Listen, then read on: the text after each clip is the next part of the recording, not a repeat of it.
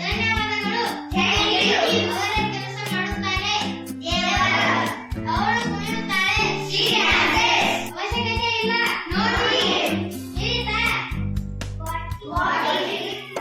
ಕುಳಿತುಕೋ.